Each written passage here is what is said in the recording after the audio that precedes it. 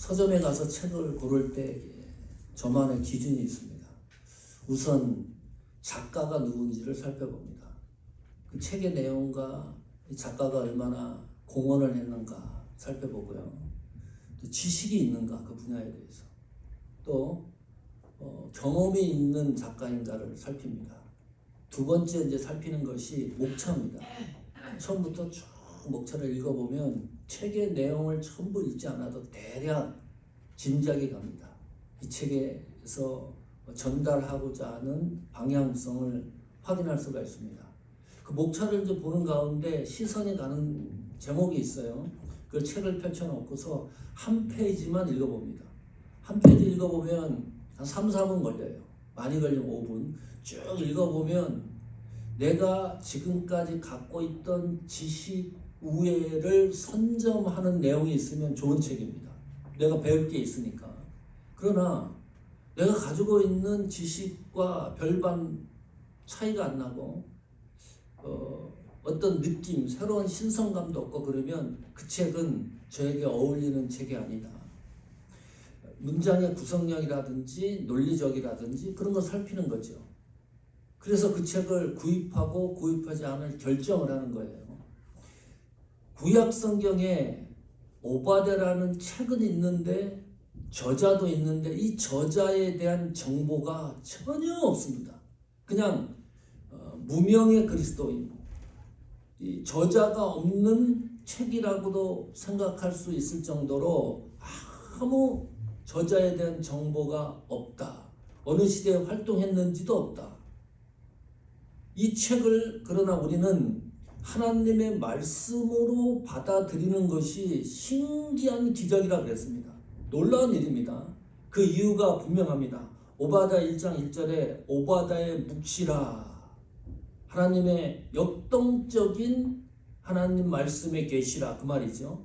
그리고 또 1절에 계속합니다. 주 여호와께서 말씀하시니라. 하나님의 말씀이니라. 하나님의 그 말씀을 오바댜라고 하는 선지자를 통해서 공포하는 거니까 이 오바댜라고 하는 이 말씀이 신적 권위가 있다. 하나님의 말씀은 성령으로 감동에 의해서 저자가 기록한 성경입니다.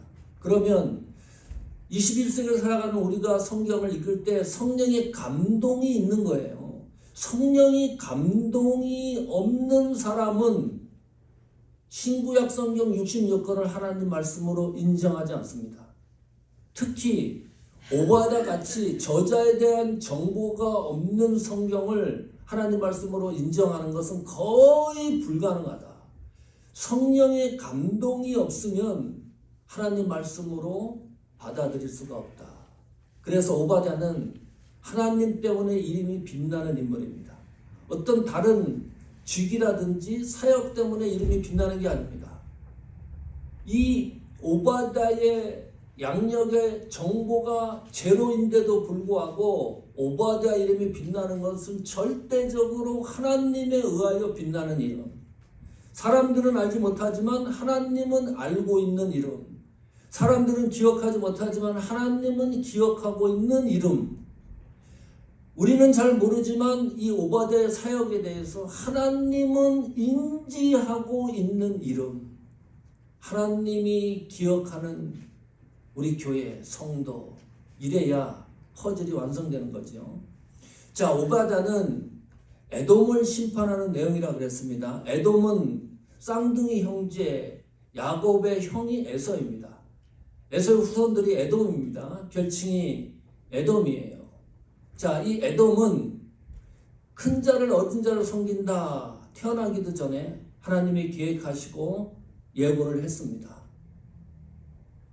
어떤 분이 이런 질문을 해요. 목사님, 그러면 만약에 이게 실패했으면, 큰 자를 어린 자를 섬긴다는 이 하나님의 말씀의 예고가 실패했으면 하나님은 제2의 방법, 또 제3의 방법, 제4의 방법을 하나님은 갖고 계실 것이다. 이래 생각하는 분들이 있어요. 그러나 그런 일은 일어나지 않는다. 하나님의 계획은 일회성입니다. 다른 말로 하면 유일성입니다. 하나님의 계획이 환경과 시대에 따라 변경되지 않는다. 이게 특이성이에요. 에돔을 심판하시는 장면을 보면서 하나님의 선택, 하나님의 뜻, 의지, 하나님의 주권은 절대로 변경되지 않는다. 변경되는 건 시대대로 변하는 건 누가 변하는 거죠? 우리가 변해요. 우리가 변하니까 하나님도 변할 것이라고 생각을 하는데, 하나님은 특별히 구원의 역사에서는 1.1획도 변하지 않는다. 하나님의 전체적인 계획과 역사의 주관은 변하는 분이 아니다. 그걸 확인할 수가 있고요. 자, 그러면 오바댜가 하나님 앞에 심판받은 결정적인 이유가 뭔가? 오바댜서에서 두 가지를 확인할 수 있습니다. 첫 번째가 교만입니다. 3절 한번 보십시오. 같이 읽습니다. 너의 마음이 교만이 너를 속였도다. 바위 틈에 거주하며 높은 곳에 사는 자여, 내가 마음에 이르기를 누가 능히 나를 땅에 끌어내리겠느냐 하니, 이 교만이라는 단어를 직접 번역해 놨어요. 교만 때문에 하나님이 이 에돔 족속 왕국을 심판하는 거예요. 무시무시한 말입니다. 이 교만이라는 단어가. 오베냐 1장 4절을 보면 더 기가 막혀요. 독수리처럼 높이 오르며 별 사이에 깃들어 일지라도 내가 거기에서 너를 반드시 끌어내리라 그랬습니다. 끌어내린다는 거예요. 자, 에돔이 위치한 왕국을 짐작할 수가 있어요. 해발 1700m입니다. 약. 거기에 에돔 왕국이 조성이 되는데, 여기 성경에 있는 대로 바위산이에요.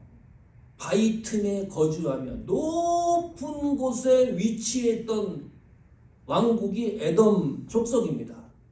여기는 천연 요새예요. 길도 외통길입니다. 협곡으로 돼 있어가지고 그 누구도 침략할 수가 없어요. 탄탄한 곳입니다. 이런 일이 있었어요. 모세가 출애굽하죠. 이 세일산 에돔 왕국을 지나가야지 직통 거리입니다. 짧은 거리입니다. 그래서 모세가 편지를 써요. 이 야곱과 에서가 형제니까 따져보면 이스라엘과도 다 형제입니다. 우리가 당신 이 왕국을 지나가는 되는데 좀 허락해달라. 허락을 하지 않아요. 모세가 이런 제안을 합니다. 그러면 통행세를 내겠다. 지나가다가 화장실도 가야 되고 급하면 또 병원도 가야 되고 그러잖아요. 여러 가지 상황이 벌어질 수 있으니까 그러면 통행세를 내겠다 그랬는데 전혀 반응하지 않습니다. 그래서 어쩔 수 없이 출애굽한 이스라엘 이 민족이 가나안을 향해 가는데 짧은 거리를 포기하고 먼 거리를 돌아서 가요. 높은 위치에 있는 거, 그것이 교만의 요소라는 거예요. 내 직분의 타이틀이 교만의 요소가 될 수 있습니다. 내가 소유한 것이 교만의 요소가 될 수 있다. 다른 사람은 안 가진 거, 내가 가진 거, 그거 교만의 요소가 될 수 있다. 이 에돔은 그러면 도대체 무엇을 먹고 사는가요? 거기에 뭐 농사를 질 수가 있습니까? 바다가 있습니까? 무슨 과일 농사를 짓습니까? 도대체 무엇을 가지고 나라가 운영이 되나, 이 왕국이. 이 에돔은요, 통행세입니다. 통행세를 받아가지고 재정을 충당해서 왕국을 유지하는 거예요. 그 다음에 또 하나, 어느 나라를 공격하는 겁니다. 동맹. 여기 오바댜에서도 나오죠. 이 동맹을 맺어가지고 이스라엘을 침공을 해서 거기서 이 재정, 돈을 갖다가 획득을 해 나갑니다.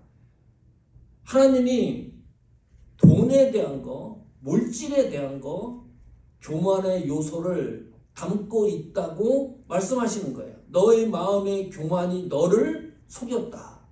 교만이 속인 거예요. 이건 단순히 교만한 게 아니라 교만한 것을 속여가면서 지탱해 나가는 에돔 왕국이었습니다.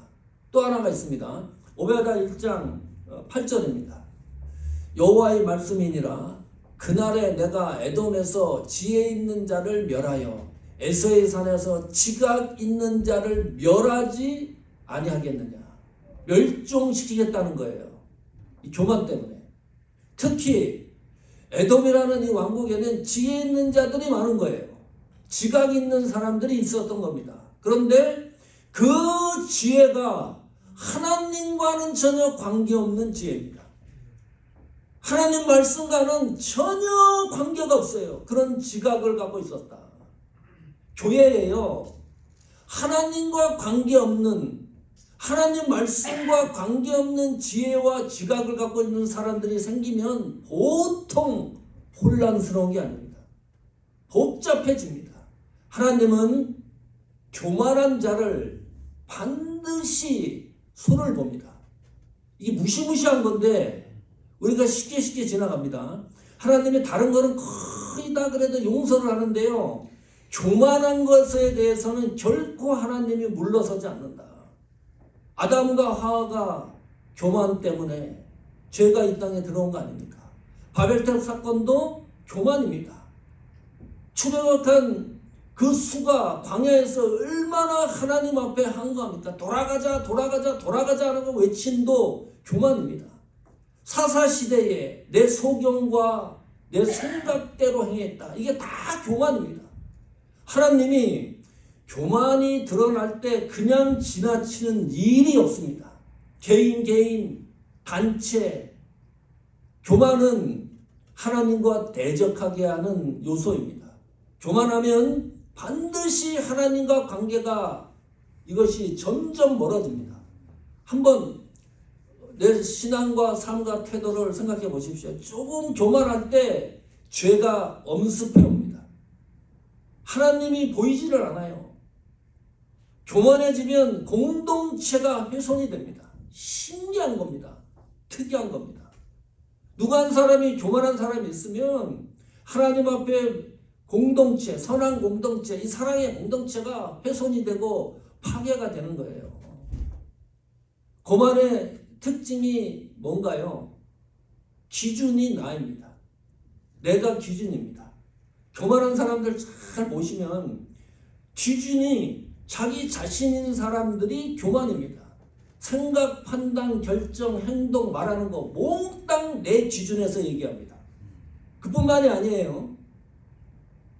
그 내 기준 때문에요. 하나님 말씀을 듣는 것도 내 기준에 의해서 선택을 합니다. 내 기준에 의해서 모든 걸 결정하고 행동하고 말을 해요. 영적 교만이 뭔가요? 내 기준에 의하여 결정하는 것을, 행동하는 것, 판단하는 것을 숨겨요. 그 숨긴 것을 하나님의 기준으로 말하고 행동하는 것. 이게 교만입니다. 언뜻 보면 영적인 사람 같은데 하나님 기준에서 말씀하는 것 같은데 가만히 뒤돌아가서 곰곰이 생각해보고 따져보면 그 사람 본인 자기 기준에 의해서 모든 걸 말하고 행동하고 판단하고 움직이는 거예요. 이게 성경에서 말하는 교만입니다. 하나님은 교만을 쉽게 생각하지 않는다. 조나단 에드워즈 목사님이 이런 책을 썼어요. 균형 잡힌 부흥론. 영적으로 교만한 사람 특징을 10가지를 설명했는데 한번 보십시오. 영적으로 교만한 사람은 다른 사람의 죄에 대해서 신랄하게 비난한다. 나는 의인이에요. 나는 하나님 앞에 죄인이 아니에요. 그런 사고를 갖고 있다고 생각되는 겁니다. 일반 사람이 아니고 그냥 같이 신앙생활하는 공동체 안에 영적으로 교만한 사람 특징을 얘기하는 겁니다. 나는 의로우니까 다른 사람 눈에 보이는 게 죄만 보여요. 그러니까 신랄하게 비난한다. 두 번째, 영적으로 교만한 사람은 다른 사람의 결점에 대해 가혹하게 비난한다. 나는 결점이 없는 겁니다. 상대를 집중적으로 공격을 하는 겁니다. 이게 영적으로 교만한 사람 특징이래요. 세 번째, 영적으로 교만한 사람은 자기를 독특하게 과시하고자 한다. 이것 때문에요, 상대방이 상처를 받아요. 상처받는 걸 몰라요. 아주 과시를 하는데 특이하게 과시하는 거 있잖아요. 아주 묘하게 과시를 합니다. 네 번째, 영적으로 교만한 사람은 자기가 다른 사람보다 낫다고 생각하여 자신을 다른 사람과 분리시키려고 한다. 함께 하려고 하지 않습니다. 내가 잘났다는 거죠. 내 말을 들어야 돼요. 다섯 번째, 영적으로 교만한 사람은 자신에 대한 반대와 공격에 대해 아주 예민하게 반응한다. 받아들이지 않는 겁니다. 자신에 대한 반대 또 공격이 있는 것은 어떤 약점, 허점이 드러난 거잖아요. 거기에 대해서 신중하게 생각해야 되는데 절대로 반응하지 않습니다. 그냥 받아들이는 게 아니라 거부하듯이 예민하게 반응한다. 여섯 번째, 영적으로 교만한 사람은 비난당할 때 비난당하는 일을 더욱 열성적으로 한다. 특이하죠? 비난 그것 때문에 소리를 듣는데 절대로 포기하지 않습니다. 생명 걸고 더 하는 거예요. 그 일을. 일곱 번째, 영적으로 교만한 사람은 하나님과 사람 앞에서 너무나 자만한다. 최고라는 거죠. 사람 앞에서도 최고가 되어야 되고 하나님 앞에서도 최고가 되어야 된다. 여덟 번째, 영적으로 교만한 사람은 자신이 주목받고 존경받는 것을 당연하게 생각한다. 당연하게 생각할 일이 있고 당연하게 생각하지 않을 일이 있는데 당연하게 생각하는 거예요. 아홉 번째, 영적으로 교만한 사람은 다른 사람을 소홀히 한다. 소중하게 생각 안 하는 겁니다. 열 번째, 영적으로 교만한 사람은 자기를 비난하는 사람과는 어떤 대화나 토론도 거부한다. 잘라버리는 거예요. 단절시킵니다. 아니, 이 조나단 에드워즈 목사님이 이거는 일반 사람들의 교만이 아니고 신앙생활하면서 주의해야 될 교만에 대한 내용을 쭉 10가지를 설명했습니다. 분명한 거 한 가지. 하나님은 교만한 사람을 용서하지 않는다. 이것이 긴장해야 돼요. 심각하게. 에돔을 하나님이 심판하는 거 아닙니까? 그것도 완전히 지구상에서 사라지게 만들어 버립니다. 에돔이라고 하는 왕국 족속을. 하나님은 교만을 싫어하시는 분이시다. 두 번째, 에돔을 심판하신 이유입니다. 오바댜 10절입니다. 1장 10절 같이 읽습니다. 내가 내 형제 야곱에게 행한 포악으로 말미암아 부끄러움을 당하고 영원히 멸절되리라. 예, 이것이 하나님 심판의 두 번째 이유는 형제 동생 야곱을 공격했기 때문입니다. 이 말씀 그대로 형이 동생을 공격한 거예요. 이런 일은 일어나지 않아야 되는데 포악이라 그랬습니다. 악질입니다. 대충 동생을 공격한 게 아니고 완전히 짓밟은 거예요. 죽이려고 작정한 거예요. 형이 동생을 공격했기 때문이다. 그래서 이 사건 때문에 영원히 멸절되리라. 에돔이 다시 되살아나지 않습니다. 또 말씀드리지만 먼지처럼 사라졌습니다. 하나님이 하시는 일이 놀랍고 너무나 신기한 일입니다. 이 사건에 대해서 설명을 해놔요. 오바댜 1장 12절부터 14절에 있는 말씀인데 여기에 보면 이제 우리가 살펴볼 텐데 중첩되는 단어들이 있어요. 포악, 재앙, 고난, 환난이라는 단어입니다. 이 야곱이 그런 상황에서 이 에돔이라는 이 왕국이 어떻게 야곱, 이스라엘을 대했는가를 설명해 놓고 있는 단어입니다. 자, 오바댜 1장 12절, 13절, 14절에 NIV 성경 보면 You should not, 이게 문장 첫 마디에 나와요. You should not, you should not. 그렇게 시작을 해요. 절대 그래서는 안 되는 것이었다. 그러면 안 되는 것이었다. 이게 그런 문장으로 시작이 됩니다. 12절 한번 보세요. 내가 형제의 날, 곧 그 재앙의 날에 방관할 것이며 형제가 고난을 재앙을 당하고 있는데 너는 방관하고 있었다. 그러면 안 되는 것이냐? 그러면 안 되는 것 아니었냐? 그 말이에요. 유다 자손이 패망하는 날에 너는 기뻐했지 않느냐? 이게 될 소리냐?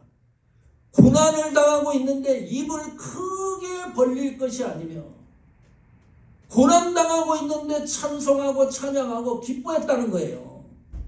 잘됐다고 박수쳤다는 거예요. You should not. 절대 일어서는 안 되는 것 아니었느냐. 13절 보세요. 내 백성이 환난은 내 백성이라 그랬습니다. 이 내 백성은 하나님 백성이라는 거예요. 그 하나님은 야곱을 내 백성으로 표현을 합니다. 나의 자녀들이라는 나의 성도입니다. 내 백성이 환난 당하는 날의 형제인데 내가 그 성문에 들어가지 않을 것이며 환난을 당하고 있는데 바깥에서 구경하고 있었다는 거예요.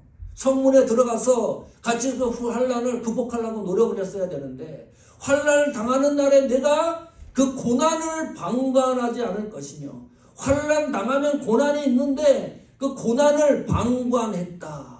유시구나. 왜 그랬느냐? 그러지 않았어야 되는 거 아니냐? 응? 환난 당하는 날에 환난 당하는 날에 내가 그 재물에 손을 대지 않을 것이며 이건 또 뭡니까? 환난 당하고 있는데요. 들어가가지고 이 환난 당하는 사람의 재물을 탈취해 가는 거예요. 유시구나. 이게 될 소리냐? 도저히 이해가 안 간다. 하나님이 얼마나 꼼꼼하게 기록하는지 몰라요. 그러면 안 되는 거 아니냐? 그 말이죠. 14절 보세요. 신랄합니다.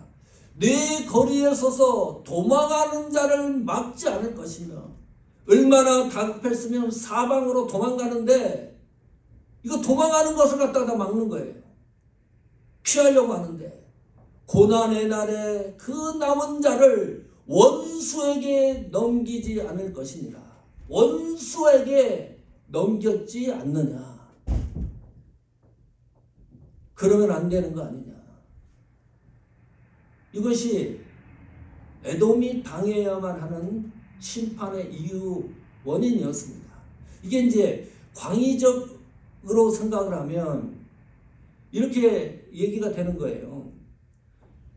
하나님이 야곱의 백성을 사랑하는데 이 야곱의 나라를 사랑하는데 이 야곱의 왕국을 사랑하는데 에돔이 공격해 오는 겁니다. 이 광의적으로 설명이 되지만 본질적인 것은 그런 의미가 아닙니다. 요셉이 형들에게 버림받고 상처받잖아요. 그 요셉 같은 인물도 있어요. 그걸 끌어안지 않습니까? 형제이기 때문에. 그런데 이건 형제인데 형이 동생을 공격하는 거예요. 이거는 그냥 표면적인 광의적 의미고 본질적인 의미는 하나님의 구속 역사를 훼손했기 때문입니다. 이게 무서운 거예요. 그래서 하나님이 이것을 그냥 지나치지 못하는 겁니다. 하나님의 구속 역사를 갖다가 방해한 거예요. 마태복음 1장 1절에 어떻게 시작합니까? 아브라함과 다윗의 자손 예수 그리스도의 계보라. 아브라함이 이삭을 낳고 이삭이 야곱을 낳고 여기 나오는 야곱입니다. 야곱이 유다와 그의 형제들을 낳고 이 야곱은 하나님 구속 역사를 완성시키는 역사의 흐름 속에 있는 부분이에요. 이걸 에돔이 공격을 한다? 이게 말이 됩니까? 그 야곱의 가계를 통해서 누가 오시는 거예요? 예수님이 이 땅에 오셨어요. 그런데 그거를 에돔이 공격을 한다? 이게 말이 됩니까? 그걸 하나님이 보고 가만히 있겠습니까? 이걸 한번 좁혀보세요. 우리는 하나님 앞에 구속받은 성도입니다. 기억하세요. 하나님에게 구속받은 이 구원이라고 하는 이 단어, 구속이라는 이 단어는 그 어떤 사람, 그 어떤 사단의 공격이라도 절대로 뺏기지 않는다. 이것이 하나님의 구속의 경륜입니다. 우리 이런 성경을 보면서 가슴 앞에, 은혜 앞에 감동해야 될 부분입니다. 우리가 구속받는 성도는 절대로 구속이라고 하는 이 단어를 훼손되게 하지도 않고 뺏기지도 않는다. 그래서요, 혹시 여러분 사역하다가 미운 사람 있잖아요. 꼴도 보기 싫고 답답하고 또 고난당하고 애매히 고난당하고 기분 나쁘게 하는 사람들도 있고 많잖아요. 그럴 때 오늘 성경 말씀 잘 기억을 하십시오. 하나님은 이 말씀을 보면서 무엇을 생각하냐 하면 공의입니다. 하나님의 공의. 일반적인 예수 안 믿는 사람들도 이렇게 생각해요. 미운 놈한테 떡 하나 준다. 그래, 이게 떡 먹고 질식해서 죽으라는 얘기가 아니더라고. 내가 찾아봤어요. 우정. 이게 도대체 무슨 말이냐. 우리 조상들이 그렇게 말합니다. 미운 놈은 때리든지 붙잡아갖고 감옥을 보내든지 해결하든지 그래야 되는데 왜 떡을 하나 더 주라 그런가? 무슨 일인가요? 우리 선조들이 신앙과 관계없이 미운 놈한테 잘못 해코지했다가는요, 내가 더 화를 당하니까, 내가 더 공격을 당하니까, 그래서 미운 놈한테 떡을 하나 주는 거래요. 이게 맞는 말입니까? 틀린 말입니까? 맞는 말 같아요. 왜냐하면 사기치는 사람은요, 나한테 2,000불 사기쳤어요. 그런데 그 사람은 나한테만 사기치는 게 아닙니다. 다른 또 사람한테 가서 또 사기쳐요. 그 사기치는 이 폭이 넓어집니다. 100만 불, 200만 불 사기칩니다. 누구한테 된통 걸립니다. 그 사기 때문에. 그래서 그 사기 때문에 완전히 망해요. 이 일반적인 하나님의 섭리도 그 안에 포함이 되는 거죠. 일반적인 하나님의 섭리 가운데 일반 사람도 그렇게 생각을 합니다.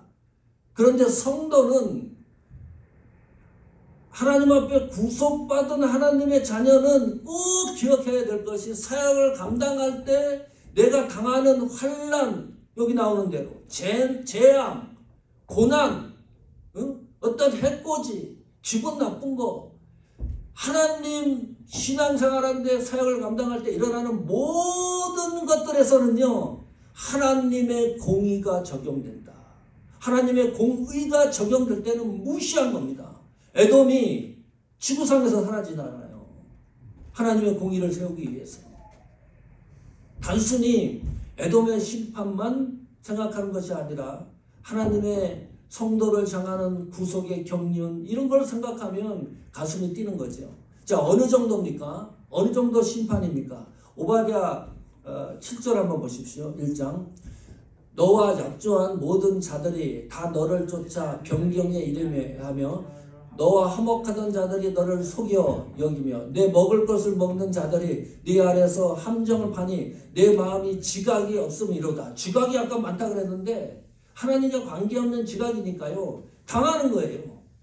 누구한테 당하는 거예요? 이 에돔이 자기와 동맹을 맺었던 그 나라, 그 왕국, 족속한테 몽땅 거꾸로 당해서 사라지는 거예요. 자, 하나님이 하시는 일이 묘한 겁니다. 이스라엘을 침공해 오잖아요. 다른 나라가 바벨론 또 블레셋. 그랬을 때 이 에돔이 동맹을 맺어가지고 이스라엘을 공격해 와가지고 돈을 가져가고 탈취해가고 그런 짓을 했는데 그 나라들, 동맹을 맺었던 나라들이 에돔을 거꾸로 반격을 해가지고 에돔을 멸절시키는 거예요. 또 이런 기록이 있습니다. 예레미야 49장 21절에 이 상황을 이렇게 설명합니다. 그들이 넘어지는 소리에 땅이 진동하며 그가 부르짖는 소리는 홍해에 들리리라. 얼마나 비참하게 결론이 내고 있습니다. 성도 여러분, 하나님 심판이 시작될 때는요, 내가 핵폭탄을 가져도 소용이 없어요. 뛰어난 지혜와 지각을 갖고 있어도 소용이 없어요. 쓸 데가 없어요. 내 주머니에 돈이 수백만 불 갖고 있어도 그것을 활용할 수가 없다. 쓰레기처럼 먼지처럼 날아간다. 하나님의 심판의 영역이 얼마나 무시한 겁니까? 그러면 오바댜서는 에돔을 심판하는 것으로 끝나는 겁니까? 그런 내용이 아닙니다. 에돔을 하나님이 심판하지만 하나님의 성도, 하나님의 자녀는 끝까지 붙들고 가시는 하나님의 사랑과 섭리가 포함되어 있다. 자, 17절 한번 보십시오. 오직 같이 읽습니다. 오직 시온산에서 피할 자가 있으리니 그 산이 거룩할 것이요 야곱 족속은 자기 기업을 누릴 것이며. 이거요, 이 성경 17절 읽으면 지금 에돔은 멸절을 당하고, 예? 동맹했던 사람들이 반격해서 사라지고 혼비백산하고 너무나 가슴이 아파서 울음소리가 막 사방에 진동을 하는데 시온산에 피할 자가 있다. 누굽니까? 야곱입니다. 하나님의 백성입니다. 하나님의 자녀입니다. 심판이 일어나는데 그 산이 거룩할 것이요. 거룩한 산이다. 구별된 산이라는 거예요. 야곱 족속은 어떻게 해요? 기업이 늘어납니다. 그 기업이 늘어나는 것을 오바댜 후반부에 기록해 놨어요. 꼭 읽어보십시오. 심판이 진행되는데 야곱의 기업은 또 늘어납니다. 그 시온산이 어떤 산입니까? 21절에 구원받은 자들이 시온산에 올라와 구원받은 성도들이 구별된 산으로 회복시키는 하나님의 은혜. 심판이 진행되는데 피할 장소가 있다. 하나님 자녀에게는. 얼마나 놀라운 일입니까? 그 누구도 침범할 수 없는 거룩한 곳이 있다. 그러면서 하나님의 기업을 늘려주는 거예요. 하나님이 붙들고 계신다. 하나님은 변하지 않는다. 우리 습성이 있습니다. 잘못된 습성이 있습니다. 지난주에도 언뜻 얘기했습니다. 하나님은 야곱은 사랑하고 에서는 미워했다. 사람들이 여기에 반기를 듭니다. 에서를 미워한 것에 대해서. 그래서 자선사업 하듯이 그런 얘기를 하는 거 아닙니까? 나는 이 에서를 미워하는 하나님을 믿지 않겠다. 그 믿지 않겠다고 하는 이유가 뭡니까? 명료합니다.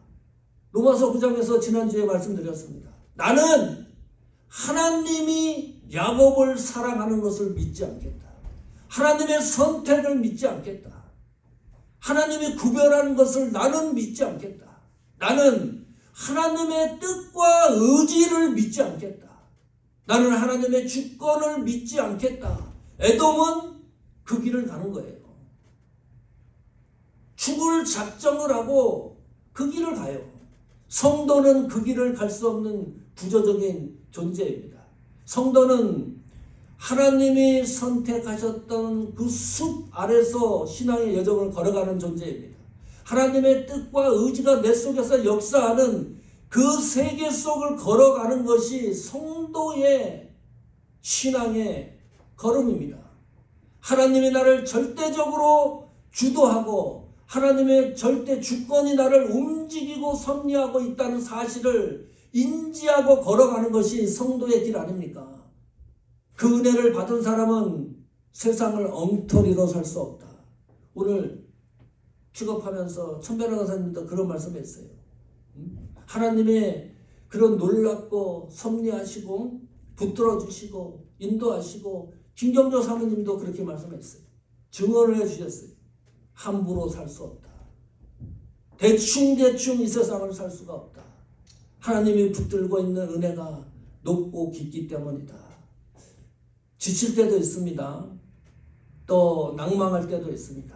그러면 오늘 말씀을 꼭 기억하십시오. 하나님은 우리를 향하신 하나님의 섭리와 계획과 마음과 하나님의 통치와 주권과 뜻과 의지는 1.1핵도 변하지 않는다.